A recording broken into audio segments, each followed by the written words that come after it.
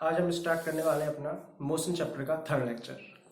इसमें हम मोशन की जो इक्वेशंस हैं उनको देखेंगे ग्राफ के मेथड से, और आज हम कोशिश करेंगे हमारे एनसीईआरटी के जितने भी क्वेश्चंस हैं उनको हम सॉल्व कर सकें। अगर टाइम बचता है तो और एक्स्ट्रा क्वेश्चंस लेंगे, अगर एक्स्ट्रा क्वेश्चंस के लिए टाइम नहीं बचता है तो हम एक और अलग से वीडियो बनाएंगे जिसमें हम सिर्फ और सिर्फ क्वेश्चंस ही करेंगे। आज सबसे पहले हम करने वाले हैं ग्राफ्स के द्वारा अपना मोशंस के इक्वेशंस को, ठीक है। तो कल हमने जो इक्वेशंस लिखी थी दैट इज v बराबर u प्लस ए टी और s equals to u t plus half a t square and v square minus u square बराबर 2as।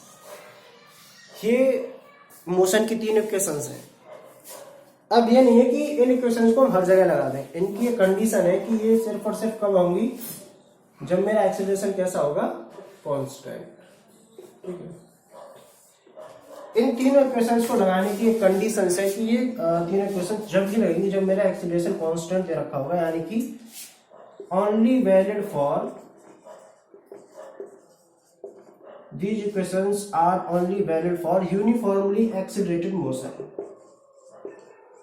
uniformly accelerated motion, ठीक है। ये तीनों इक्वेशंस वैलिड हैं कब, जब हमारा मोशन यूनिफॉर्मली एक्सेलरेटेड मोशन होगा। अब देखते हैं कि यूनिफॉर्मली एक्सेलरेटेड मोशन का मतलब क्या होता है कि जिसमें एक्सेलरेशन मेरा कांस्टेंट दे रखा हो, मतलब एक बार जो वैल्यू दे दी जाए पूरी जर्नी के अंदर वही की वही रहे। During the whole journey the acceleration should remains the constant, ठीक है। अगर ये वाली कंडीशन फुलफिल हो रही है तब हम इन तीनों जो मोशन की जो इक्वेशन है इनको अप्लाई कर सकते हैं, ठीक है। तो यूनिफॉर्मली एक्सेलरेटेड मोशन के लिए हम लिखना चाहे तो क्या लिखेंगे कि जो चेंज इन वेलोसिटी है, चेंज इन वेलोसिटी जो है इक्वल होना चाहिए in equal interval of time, ठीक है। कि वेलोसिटी में जो चेंज है वो इक्वल इंटरवल ऑफ टाइम में इक्वल ही होगा, तभी मेरा एक्सेलरेशन कांस्टेंट बना रहेगा और तब जाके मैं इन तीनों इक्वेशंस को अप्लाई कर पाऊंगा। इन तीनों इक्वेशंस को हम क्वेश्चंस में कैसे अप्लाई करेंगे वो जब हम क्वेश्चंस करेंगे तब देखेंगे। सबसे पहले हम इन तीनों इक्वेशंस को ड्राइव करते हैं बाय द ग्राफिकल मेथड, ठीक है।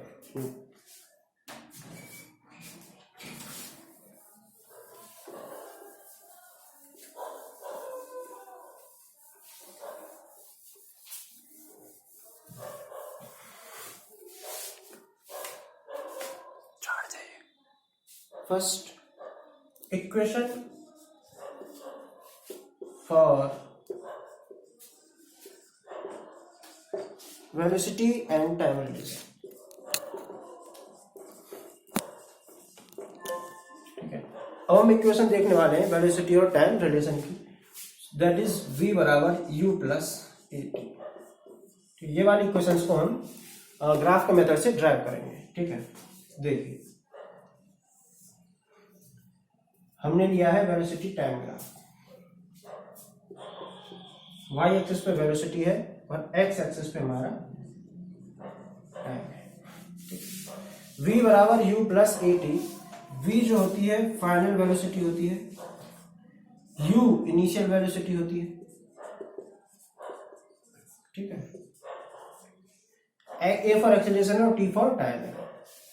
अब अगर मैं अपने ग्राफ को यहां से स्टार्ट करता हूं तो इसमें मेरी इनिशियल वेलोसिटी क्या होगी, 0 होगी, और जब इनिशियल वेलोसिटी 0 हो जाएगी तो ये वाला फॉर्मूला मेरा क्या निकल के आएगा, v बराबर ए टी। लेकिन हमको ड्राइव क्या करना है, v बराबर u प्लस ए टी। तो इसलिए मैं अपने इस ग्राफ को ओरिजिन से स्टार्ट ना करके y एक्सिस से स्टार्ट करूंगा, ऐसे करके, ठीक है। यानी कि इनिशियली उसके पास कुछ ना कुछ वेलोसिटी पहले से ही थी ये, और ये जो स्पीड है या वेलोसिटी है ये है मेरी u, इनिशियल वेलोसिटी है मेरी u। कुछ टाइम बाद, ठीक है, कुछ टाइम बाद that is after time t seconds मेरी वेलोसिटी ये होगी, और ये कितनी है मेरी, ये है मेरी वेलोसिटी v, ठीक है।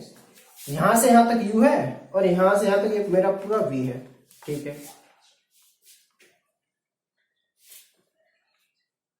अब देखिए ये वाला पोर्शन है u, ये वाला पोर्शन है v, तो ये वाला पोर्शन मैं इसको नाम दे देता हूं, दैट इज मान के चलिए ये है a, ये है b, ये है c, ये है d और ये है e। ठीक, अब देखिए a से b तक क्या है, ये दोनों लाइन पैरेलल है आपस में, तो a से b तक क्या है, t ही तो है, दैट इज a से b तक है मेरा t। अब मुझे फाइंड आउट करना है cb, cb क्या होगा, ce minus b, that is अगर मैं फाइंड आउट करूं कि cb क्या है, that is ce minus be। Okay, तो cb और ce क्या है मेरा, ce ये टोटल है, that is v minus be क्या है u। ठीक है, तो यहां से मुझे cb की वैल्यू पता चली, that is v minus u। ठीक है, और दूसरा मुझे पता है कि ab क्या है, मैं अपनी वैल्यूज को लिख लेता हूं, जो ab की वैल्यू निकल के आई है वो है मेरी t। ठीक है, ab की जो वैल्यू निकल के आई है वो है मेरी t। ठीक है,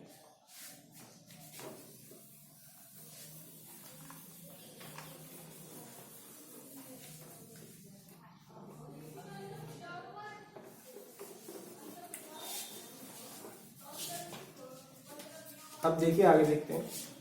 अब मुझे निकालना है क्या, v बराबर u प्लस a। ठीक, ठीक है, ये वाली value cb is equal to that is v minus u। ठीक है, ab is equal to t। ठीक है, यहां तक कोई प्रॉब्लम नहीं है। ओके, ठीक है, अब मुझे पता है v माइनस यू क्या होता है। देखिए हमने पढ़ा था एक्सीलरेशन बराबर होता है v minus you upon T, यही पढ़ा था हमने कि v minus you upon T होता है। ठीक है, अब v minus you upon T, तो v माइनस यू की वैल्यू में यहां से पुट करूं, क्या दे रखा है मुझे, ये cb। ठीक है, अपॉन टी की वैल्यू क्या है मेरे लिए यहाँ पे ab, तो यहां से एक्सीलरेशन की वैल्यू क्या आएगी मेरी, that is cb upon ab। Okay, एक तरीका तो ये है कि अगर मुझे इस टाइप से ग्राफ दे दिया जाए और एक्सीलरेशन निकालने के लिए कहा जाए, तो एक्सीलरेशन क्या होगा, cb अपॉन में ab, यानी कि इस वाली साइड को इस वाली साइड से डिवाइड कर दो तो मेरे पास क्या आ जाएगा, एक्सीलरेशन आ जाएगा। ओके, यहां तक कोई प्रॉब्लम, यहां तक कोई प्रॉब्लम नहीं होगी। ओके, ठीक है, अब देखिए आगे चलते हैं। आगे हमारा ग्राफ है, ये वाला ग्राफ हो गया। हाँ, ये वाली जो इक्वेशन है ये कैसे आएगी, देखो ये मैंने बताया कि इक्वेशन। अब यहां से देखिए क्या करना है कि v माइनस यू बराबर क्या हो गया मेरा 80। ठीक है, यहां से v बचेगा, दैट इज u प्लस 80, ये हो गया। ठीक है, तो मेरा जो है पहले वाला ग्राफ ये वाला यहां से सॉल्व हो गया। अब कहेंगे कि इस वाले ग्राफ की क्या जरूरत पड़ी, ये जो जहां से स्टार्ट हो रही है ये है इनिशियल वेलोसिटी, जहां पे जाकर टर्मिनेट हो रही है ये है फाइनल वेलोसिटी। ये सी बी जो है मेरा क्या निकल के आया, this is the change in velocity. ठीक है, change in velocity divide by time is known as acceleration.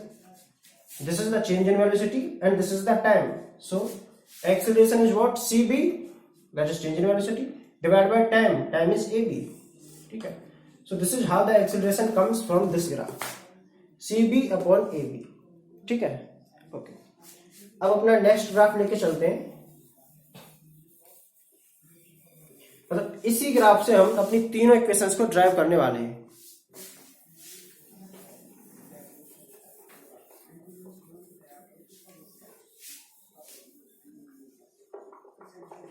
दोबारा बना लें,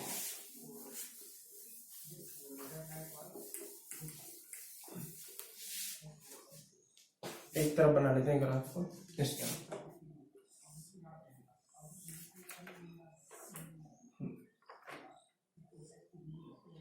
ये है u और ये हमारी v फाइनल वेलोसिटी, ये हमारा टाइम t। ठीक है, अब हम लास्ट लेक्चर में देख चुके हैं, अभी सॉरी लास्ट वाली स्लाइड में हमने देखा था, this is what, this is v minus u। क्यों? This is the change in velocity, अभी हम देख चुके हैं। इसको सपोज नाम देते हैं a and this is b, this is c, this is d and again this is e। ये t है तो ऊपर वाली लाइन भी मेरी t ही होगी।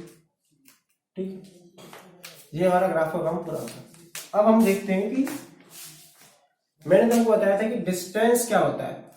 Distance is the total actual path covered by the body, इसे डिस्टेंस कहते हैं। अगर वेलोसिटी टाइम ग्राफ से डिस्टेंस निकालना है, डिस्प्लेसमेंट निकालना है, तो हम उसका एरिया लेते हैं। ये हम जान चुके हैं पिछले वाले लेक्चर में। तो मुझे डिस्टेंस निकालने के लिए कि अगर बॉडी यहां से यहां तक मूव करती है तो इस ड्यूरेशन में उसने कितनी डिस्टेंस ट्रेवल की, उसके लिए मुझे इस ग्राफ के अंदर का जो एरिया है वो लेना होगा। और देख, तो मेरी डिस्टेंस निकल के आ जाएगी। तो मुझे लेना होगा that is area under the graph, और ग्राफ कौन सा होना चाहिए? VT graph. VT means velocity time graph होगा, तो मैं अपना आसानी से निकाल लूंगा। ओके, अब देखिए, अब एरिया किस किस का निकालना है मुझे? ये है मेरा ग्राफ। ठीक है, अब इसके अंदर में दो एरिया आ रहे हैं मेरे। एक तो ये ट्रायंगल बन रहा है, ठीक है, एक तो ये ट्रायंगल है,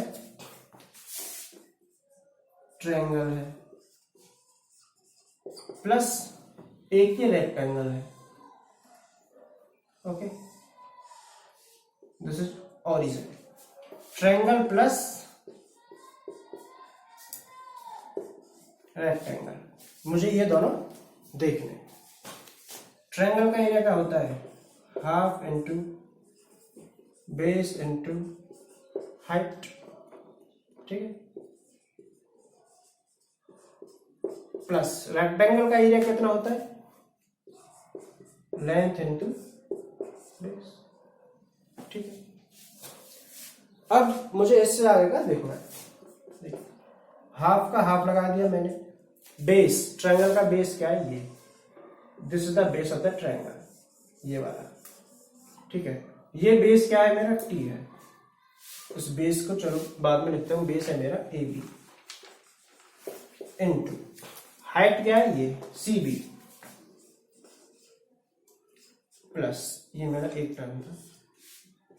दूसरा term length, this is the length that is O E या ए बी, एक ही बात है, मैं ए बी लिख लेता हूं, into breadth that is b e. ठीक है, ये लिख दिया मैंने। ओके, आगे चलते हैं। हाफ का हाफ लगा दिया। ए बी क्या है? यही तो टाइम ही तो है भाई। ये इस वाली लाइन को लूं या इस वाली लाइन को लूं, दोनों की लंबाई तो सेम है, दोनों पैरेलल है, दोनों इक्वल है। तो जो ओ ई है वही तो ए बी के बराबर है। तो ओ ई क्या है? टी, और ओ ई किसके बराबर है? ए बी के। तो ए बी भी क्या होगी? टी। ठीक है, into c b that is change in velocity. ठीक है, वो क्या है? Change in velocity, that is v minus c. Okay, ठीक है, अब देखते हैं ए बी अगेन क्या है? टी है, बीई क्या है मेरा? यू। ठीक है, तो अब देखते हैं आगे, इसको थोड़ा मिटा देते हैं और अब आगे देखते हैं। ठीक है,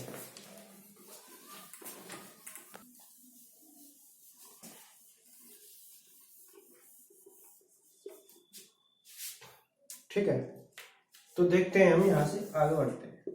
that is half into t into v minus u plus t into you.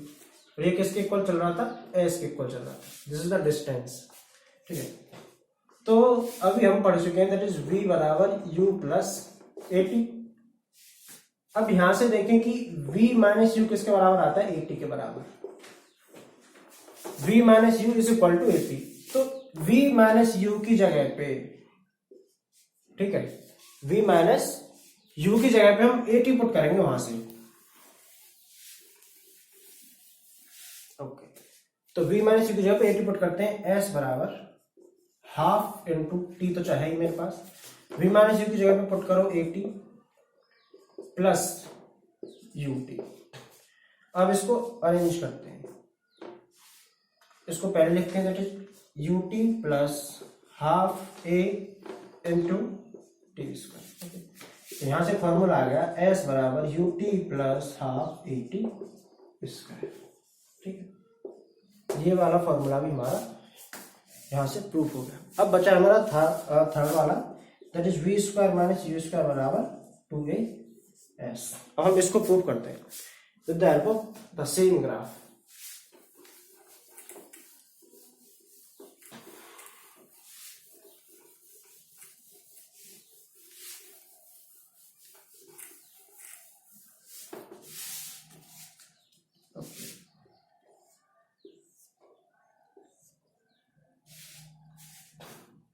This is u, this is v, this is the t. Okay, a, b, c, d and e, and this is the origin point o. Okay, वही distance निकाली थी। तो एक और तरीका हमने निकाला था कि area under the graph, area under the VT graph जो हमको देता है डिस्टेंस। अब लास्ट वाले क्वेश्चन में हमने कैसे सॉल्व किया था कि हमने ट्रायंगल और रेक्टेंगल दोनों का एरिया अलग अलग रखा था। वैसे ये जो एक सिंपल इमेज है जिसे हम कहते हैं ट्रेपेजियम। ट्रेपेजियम में क्या होता है, ऐसे करके कोई इमेज होती है जिसमें कोई दो साइड्स पैरेलल होती हैं, ये दोनों साइड्स पैरेलल हो गई और ये एक थर्ड साइड हो गई, यानी कि जो एक रेक्टेंगल से और ट्रायंगल से मिलके बनी हुई होती है। तो ये भी वही सेम इमेज है, इसमें एक रेक्टेंगल भी है और एक ट्रायंगल भी है। तो या तो हम रेक्टेंगल का एरिया निकाल लें या ट्रायंगल का एरिया निकाल लें, अलग अलग ऐड कर दें, या फिर हम डायरेक्ट ट्रेपेजियम के एरिया का जो फॉर्मूला है उसे लगा दें और तब वहां से डिस्टेंस निकालें। तो देखते हैं क्या आता है। ठीक है, यानी कि हम निकालते हैं एरिया अंडर द, ये क्या है ट्रेपेजियम, और ट्रेपेजियम का जो एरिया होता है वो होता है half into sum of parallel sides into perpendicular distance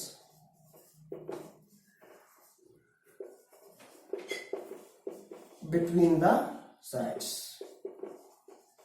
ठीक है, ये हमारा ट्रेपेजियम का फॉर्मूला है कि half into sum of parallel sides plus multiply by perpendicular distance between them. तो अब देखिए इसमें जो है कि वो क्या है, पैरेलल साइड्स कौन सी हैं, ये वाली साइड इस वाली साइड के पैरेलल है। ठीक है, अब मैं तुम्हें सिर्फ ट्रेपेजियम दिखाना चाहता हूं इसलिए मैंने इसको मिटा दिया। तो मेरे पास जो ट्रेपेजियम बचा है, अब आप इसको इजीली विजुअलाइज कर सकते हैं कि ये मेरे पास ट्रेपेजियम बचा है, this is the trapezium. Okay, अब इस ट्रेपेजियम में पैरेलल साइड्स कौन सी हैं, ये दोनों जो पैरेलल साइड्स हैं। तो मैंने क्या किया, हाफ किया into sum of parallel sides. तो ये क्या है, u सम करना है, दैट इज प्लस, और ये क्या है मेरी यहां से यहां तक v, ये क्या है मेरी v तो है यहां से यहां तक, so this is the v। ठीक है, तो u plus v multiply with perpendicular distance between them, इन दोनों लाइन के बीच में जो परपेंडिकुलर डिस्टेंस है, so this is the perpendicular distance, या फिर इसको परपेंडिकुलर डिस्टेंस मान लो। तो ये परपेंडिकुलर डिस्टेंस किसके बराबर है, t के बराबर है, तो मल्टीप्लाई विद t। यहां तक ठीक है। ओके, अब हम थोड़ा ऊपर बढ़ते हैं। तो यहां से हमको मिला कि जो s की वैल्यू निकल के आई, that is u plus v by 2 multiply with t। ठीक है, ये इतना हमने यहां तक अभी तक देख लिया कि जो s की वैल्यू है u plus v by 2 into t. अब आगे देखते हैं कि हमने देखा था v बराबर u प्लस ए टी, नीचे वाला उठा देते हैं।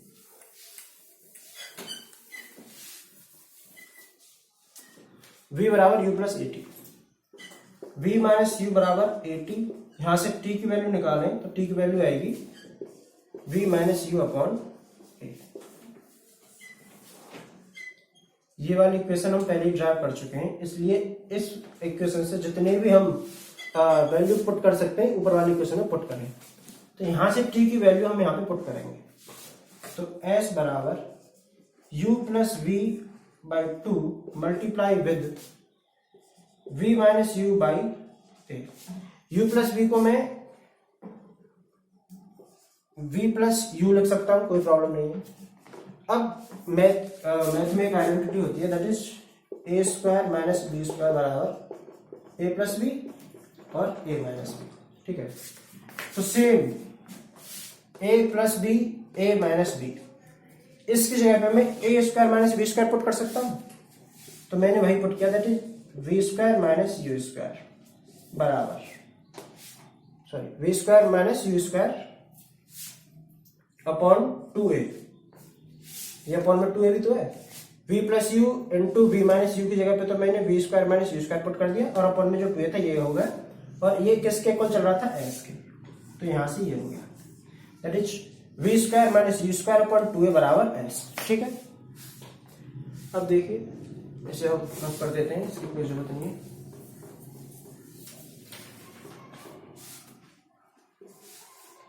तो यहां से v square minus u square बराबर 2as, इस 2a को हम इधर ले गए तो इधर चला जाएगा, डिवाइड में था इधर जाएगा मल्टीप्लाई में हो जाएगा। तो ये थी हमारी तीसरी आइडेंटिटी। मोशन के जो तीनों फॉर्मूले थे वो हमने ग्राफिकल मेथड के द्वारा यहाँ पे ड्राइव कर लिए। तो एक बार और मैं इन तीनों फॉर्मूलेज को लिख देता हूँ, और कंडीशन जो है तीनों फॉर्मूलेज की वो ये है कि ये तीनों फॉर्मूले सिर्फ और सिर्फ वैलिड तब हैं जब मोशन यूनिफॉर्मली एक्सेलरेटेड हो। यूनिफॉर्मली एक्सेलरेटेड मोशन का मतलब है कि change in velocity equal interval of time में इक्वल होना ही चाहिए, यानी एक्सेलरेशन कांस्टेंट होना चाहिए, एक्सेलरेशन की वैल्यू हर जगह कांस्टेंट रहनी चाहिए। ठीक है, इसका सबसे बेहतरीन एग्जांपल होता है मोशन अंडर ग्रेविटी, कि किसी भी बॉडी को हम ऊपर या नीचे फेंके तो उस पर जी की वैल्यू हमेशा कांस्टेंट लगी रहती है, जो कि अर्थ प्रोवाइड करती है, जिसे हम 9.8 मीटर पर सेकंड स्क्वायर या 10 मीटर पर सेकंड स्क्वायर यूज करते हैं। तो उसमें एक्सेलरेशन की वैल्यू हमेशा कांस्टेंट बनी रहती है। तो मोशन अंडर ग्रेविटी के जितने भी क्वेश्चंस होते हैं उनमें हम न्यूटन के ये तीनों जो फॉर्मूले इनको इजिली पुट कर सकते हैं इसमें। तो पहला था हमारा that is v equals to u plus a t, second वाला था s equals to u t plus half a t square, और थर्ड है हमारा v square minus u square बराबर 2as। तो इसी के साथ हमारा इस चैप्टर की जितनी भी थ्योरी थी मोशन वाले चैप्टर की, ये टोटली कंप्लीट हो चुकी है। अब हम आज अभी कोशिश करते हैं कि एनसीईआरटी का कितना हमारा कंप्लीट हो जाता है। तो एनसीईआरटी के क्वेश्चंस करते हैं। ठीक है, हाँ एक फॉर्मूला और था कि यूनिफॉर्म सर्कुलर मोशन वाला। ठीक है, यूनिफॉर्म सर्कुलर मोशन, अगर यूनिफॉर्म सर्कुलर मोशन में मुझे स्पीड निकालनी हो, ये एनसीईआरटी में दिया हुआ है, तो स्पीड क्या होता है, that is distance upon time. Speed होती है मेरी डिस्टेंस अपॉन टाइम। अब यूनिफॉर्म सर्कुलर मोशन है, सपोज कर रही है, ठीक है, तो इसमें डिस्टेंस क्या होगी, मैं चलूंगा सर्कल पे तो सर्कल की पेरीमीटर को ही तो कवर करूंगा। तो डिस्टेंस उसमें क्या होगी कि सर्कल की जो पेरीमीटर होता है या सर्कमफेरेंस होता है, पेरीमीटर को ही हम सर्कल के लिए सर्कमफेरेंस यूज करते हैं। तो सर्कमफेरेंस होती है दैट इज 2 पाई आर।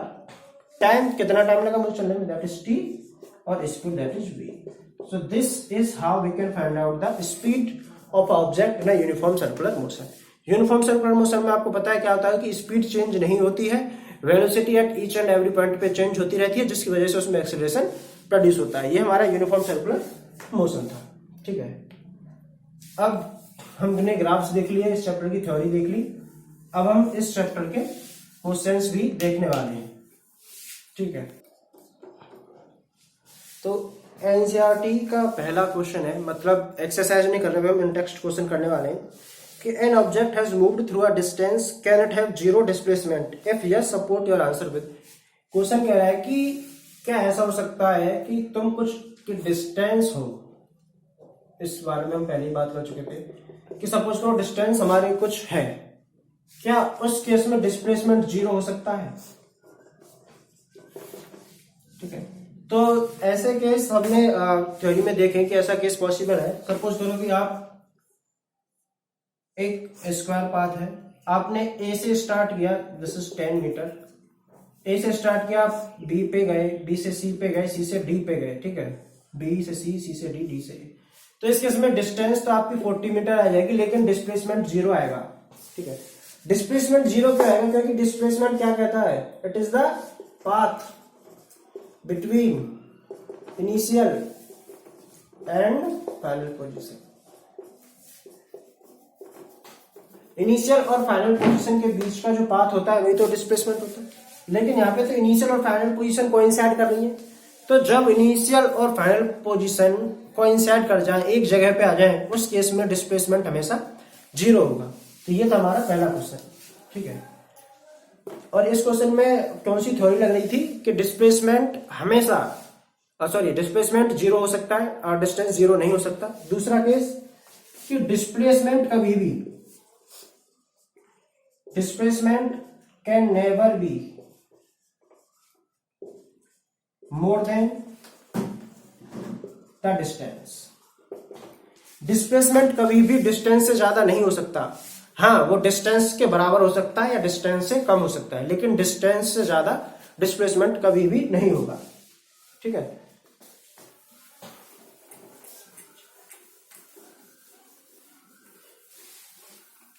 दूसरा क्वेश्चन है, a farmer moves along the boundary of a square field of sand 10 meter in 40 seconds, ठीक है। हम लिखते हैं कि एक फार्मर है जो कि एक स्क्वायर फील्ड है, उसका सैंड है उसकी 10 मीटर, ठीक है। Along the boundary of a square field of sand 10 meter in 40 second, यानी कि 10 मीटर मूव करता है वो 40 सेकेंड्स में। What will be the magnitude of the displacement of the farmer at the end of 2 minutes 20 seconds? Okay, at the end of 2 minutes 20 seconds के बाद जो displacement होगा वो मुझे बताना है कि डिस्प्लेसमेंट कितना है। आइए देखते हैं कि 2 मिनट्स 20 सेकेंड्स के बाद उस फार्मर का डिस्प्लेसमेंट कितना होगा। तो 40 सेकेंड्स में 10 मीटर चलता है वो, ठीक है। अब सबसे पहले हम 2 मिनट्स 20 सेकेंड्स को क्या करते हैं, सेकेंड्स में कन्वर्ट कर लेते हैं। तो 2 मिनट्स में कितना हो गए? That is 2 into 60, 120 plus 20, that is 140 seconds. 140 seconds हो गए। अब देखिए 40 सेकेंड वो यहां पे चला, फिर 40 सेकेंड यहां पे चला, फिर 40 सेकेंड यहां पे चला, फिर 40 सेकेंड यहां पे चला, ठीक है। तो कितने हो गए यहां से यहां तक? 40, 80, 120, ठीक है, और यहां पे 160। लेकिन हमको चलना कितना है? 20 मिनट्स 20 सेकेंड, 2 मिनट्स 20 सेकेंड्स के लिए, यानी कि 140 सेकेंड्स के लिए। ओके,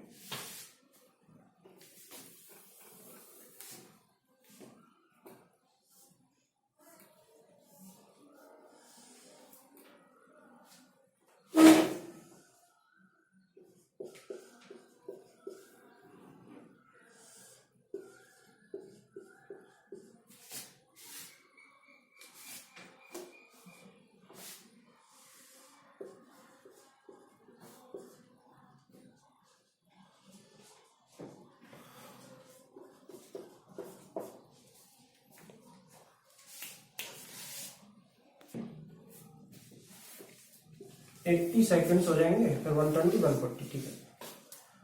ये जो हमको क्वेश्चन में दिया हुआ है कि स्क्वायर की जो साइड है 10 मीटर है और एक पूरा चक्कर लगाने में उसको 40 सेकंड लगते हैं, ये था क्वेश्चन में। तो एक पूरा चक्कर लगाने में वो कितना चलेगा? एक पूरा चक्कर लगाने में 10 meter, 20 meter, 30 meter, 40 meter, that is 40 meter, ठीक है। 40 मीटर का राउंड लगाने में उसे टाइम लगता है 40 सेकेंड्स का। ये था हमारा क्वेश्चन। 40 मीटर का राउंड लगाने में उसे 40 सेकंड्स लगते हैं, तो 140 सेकंड्स बाद उसकी डिस्प्लेसमेंट हमको बतानी है। चलो कोई नहीं, सीधी सी बात है कि 140 सेकंड्स के बाद वो कितना चला होगा? जब 40 मीटर चलने के लिए 40 सेकंड्स लेता है, तो 140 सेकंड्स में कितना चलेगा? 140 मीटर, ठीक है, 140 मीटर चलेगा। अब 140 मीटर चलेगा वो, तो एक राउंड में कितना चलता है? 40, 10, 20, 30, 40, ठीक है। एक कंप्लीट राउंड में चलता है वो 40, ठीक है। दूसरा कंप्लीट राउंड हो जाएगा 80, यहां से स्टार्ट होगा, दोबारा 80 पे ही आ जाएगा। तीसरे कंप्लीट राउंड में 120 पे आ जाएगा, यहाँ पे 120 हो जाएगा यहाँ पे, फिर 130 और 140 यहाँ पे पहुंचेगा, ठीक है। यानी कि आफ्टर 140 सेकेंड्स वो 140 मीटर चल चुका होगा।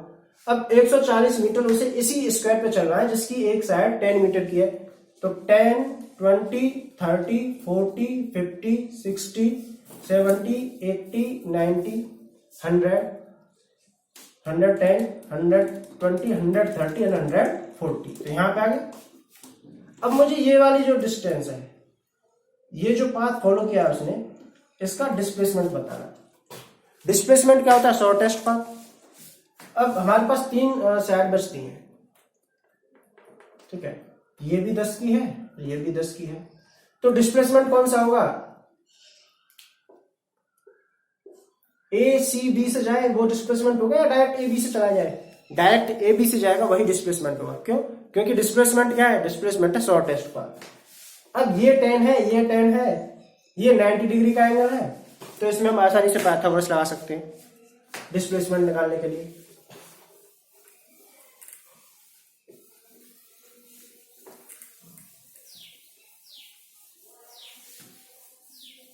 ठीक है, पाइथागोरस लगा दो कि ए बी जो होगा वो होगा under root of 10 square plus 10 square. ये हमने कहां से लगाया? A square plus B square बराबर सी स्क्वायर, ये लगाया हमने, that is A square plus B square बराबर सी स्क्वायर। और इस स्क्वायर को मैं हटा दूंगा यहाँ से, तो ये इसके ऊपर रूट आ जाएगा, ठीक है। ये वाला फॉर्मूला हमने पुट किया है यहाँ पे। अब 10 square plus 10 square that is 100 plus 100, इसको मैं सॉल्व करूंगा तो ये आएगा 10 रूट। यानी कि ये वाली जो साइड है ए बी जो निकल के आई है वो कितनी है मेरी? 10 रूट, और यही मेरा इसका आंसर होगा। रूट 2 की वैल्यू 1.41, तो 10 इंटू 1.41 पुट करूं मैं तो 14.1 समथिंग आ जाएगा इसका आंसर। तो ये होगा कि उस फार्मर ने 140 सेकेंड्स बाद कितनी डिस्टेंस चली, सॉरी डिस्टेंस तो इसकी 140 मीटर होगी, डिस्प्लेसमेंट कितना होगा?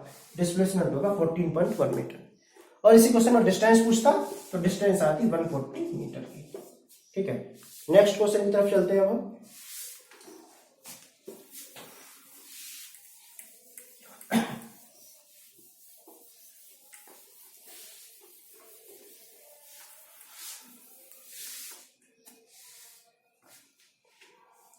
ओके, नेक्स्ट क्वेश्चन है which of the following is true for displacement. Displacement के लिए कौन सा सही है? It can not be zero, displacement zero नहीं हो सकता। हो सकता है, बताया था डिस्प्लेसमेंट जीरो हो सकता है कब? जब इनिशियल और फाइनल पोजीशन मेरी कोइंसाइड करेंगे। When initial and final position coincide to each other, then displacement is equal to 0। उस केस में डिस्प्लेसमेंट मेरा 0 हो जाएगा, ठीक है। इसका हम एक और एग्जांपल देख लेते हैं कि हमने देखा था कि इस वाले केस में या इस वाले केस में मैं यहां से स्टार्ट करूं, ऐसे गया वापस इसी पे आ गया। सर्कुलर केस में मैंने अपनी जर्नी ए से स्टार्ट की, मैं ए से बी पे गया, बी से दोबारा ए पे आ गया, ठीक है। कोई सा भी तरीका बना लो, बस उसमें होना क्या चाहिए कि मैंने जहां से जर्नी को स्टार्ट किया है अपना एंडिंग पॉइंट में वहीं पे कर दूं। तो ये क्या होगा, मेरा इनिशियल और फाइनल पोजीशन दोनों एक ही पॉइंट पे आ जाएंगे, और उस केस में मेरा डिस्प्लेसमेंट 0 होगा। तो ये बात गलत है कि डिस्प्लेसमेंट 0 नहीं हो सकता। हाँ, हर केस में डिस्प्लेसमेंट 0 होगा, ये बिल्कुल भी ठीक नहीं है। कोई एक पर्टिकुलर केस होगा जिसमें डिस्प्लेसमेंट 0 होगा, और वो केस है कि इनिशियल और फाइनल पोजीशन उसकी कोइंसाइड करनी चाहिए। दूसरा केस है its magnitude is greater than the distance travelled by the object. कभी भी नहीं हो सकता। डिस्प्लेसमेंट का मतलब ही क्या कि शॉर्टेस्ट पाथ। अब शॉर्टेस्ट पाथ डिस्टेंस से ज्यादा कभी भी नहीं होगा, तो ये बात भी गलत है कि जो है कभी भी नहीं हो सकता। ठीक है, अब नेक्स्ट क्वेश्चन की तरफ चलते हैं।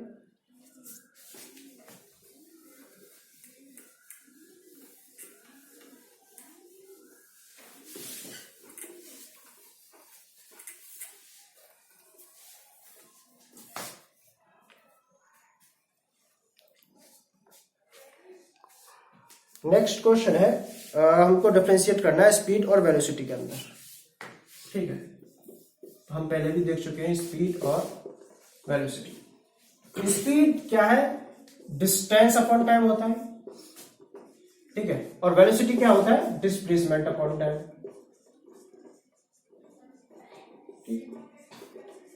दूसरा देखें कि स्पीड में नो डायरेक्शन, स्पीड में कोई भी डायरेक्शन नहीं होती, वेलोसिटी में एक पर्टिकुलर डायरेक्शन होती है। ठीक है, दूसरा स्पीड जीरो नहीं हो सकती, हमेशा पॉजिटिव रहेगी।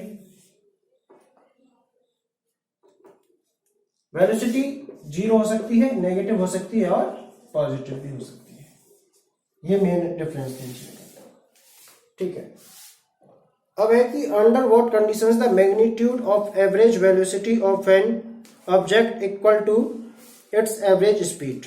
ठीक है, कि किस केस में एवरेज वेलोसिटी और एवरेज स्पीड बराबर होंगे।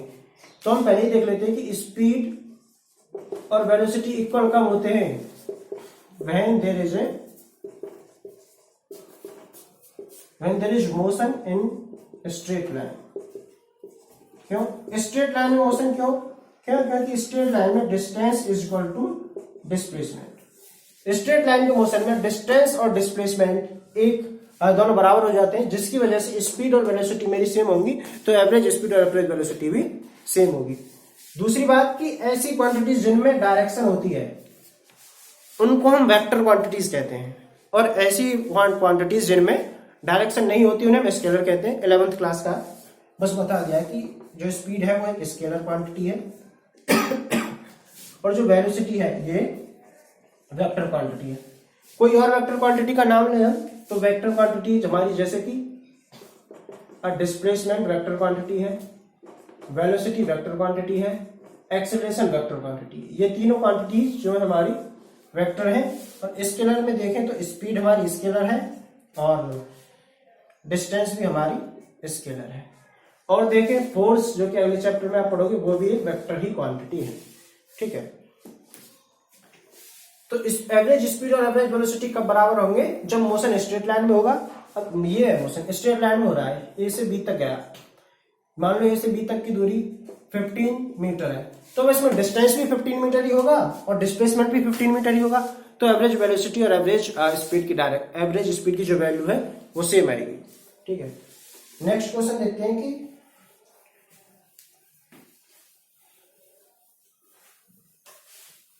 What does the odometer of an automobile measure? ये तो नॉलेज का क्वेश्चन है, टॉपिक से कुछ भी लेना देना नहीं है इसका। ठीक है, ओडोमीटर जो है वो डिस्टेंस कवर जो करते हैं उस चीज को शो करता रहता है मीटर के अंदर कि अभी तक ऑटो जो हमारा कितना चल चुका है। ठीक है, नेक्स्ट क्वेश्चन देखते हैं। An object having uniform motion has a straight line path, what does the path of an okay.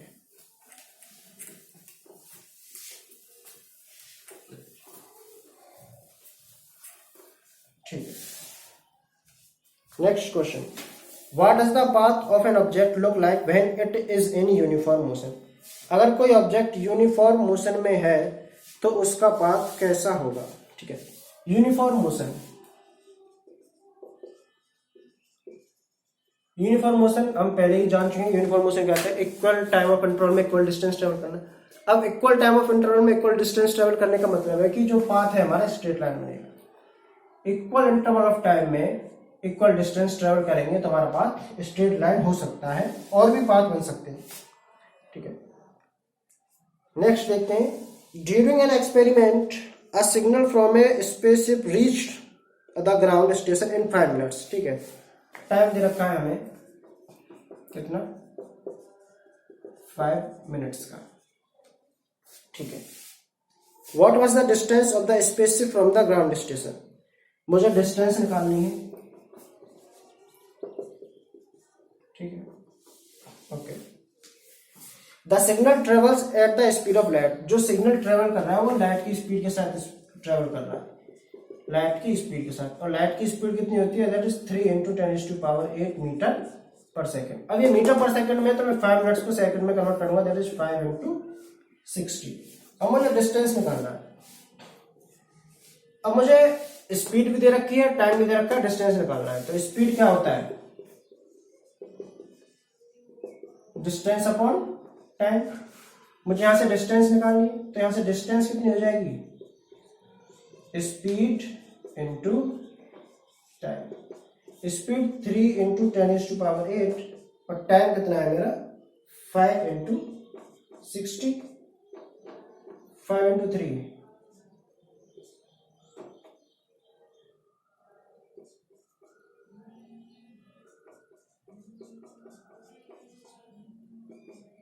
अब मैं इसको इधर ले गया तो that is 15 × 6 × 10⁹, that is 90 × 10⁹, that is 9 × 10⁻10 meter. ये जो मेरी डिस्टेंस निकल के आ रही है, ठीक है। अब नेक्स्ट क्वेश्चन देखिए।